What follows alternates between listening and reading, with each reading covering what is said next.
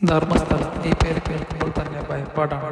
ഏകദേശം 1977 school teacher Vedavalli മുതൽ തുടങ്ങുകയാണ് ധർമ്മസ്ഥലയിലെ കൊലപാതകങ്ങൾ.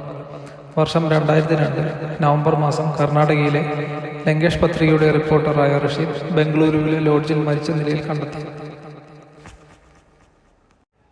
മരണകാരണം അദ്ദേഹം തൻ്റെ പത്രികയിൽ കർണാടകയിലെ ഒരു തീർത്ഥാടന കേന്ദ്രത്തെക്കുറിച്ച് ഒരു പരമ്പര തയ്യാറാക്കിയിരുന്നു.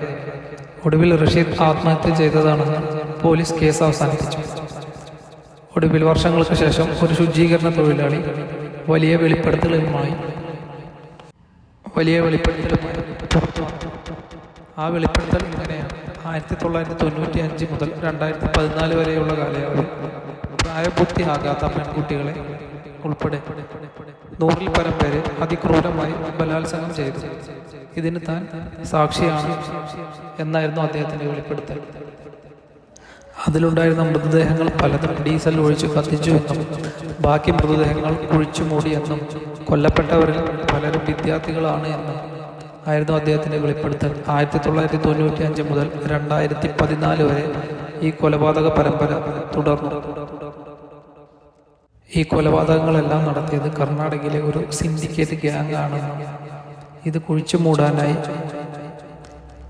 തന്നെ ഏൽപ്പിക്കാറുണ്ട് എന്നുമായിരുന്നു അദ്ദേഹത്തിൻ്റെ വെളിപ്പെടുത്തൽ.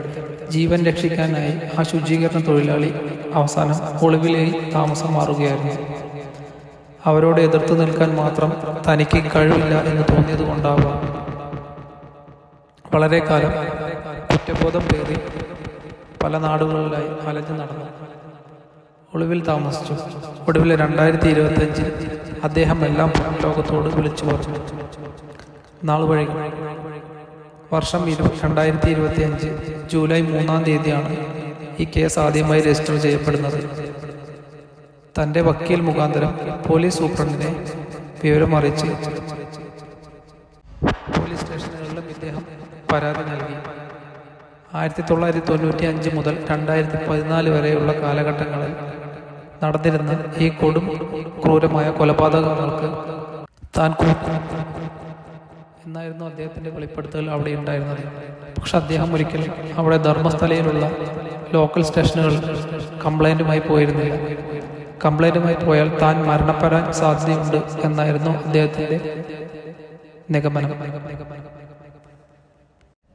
വീഡിയോ വൈൻഡപ്പ് ശേഷം ഭാഗം 2-ൽ കാണാം. ഇഷ്ടമായാൽ സബ്സ്ക്രൈബ് ചെയ്യുക, ചാനൽ ലൈക്ക് ചെയ്യുക. Thank you.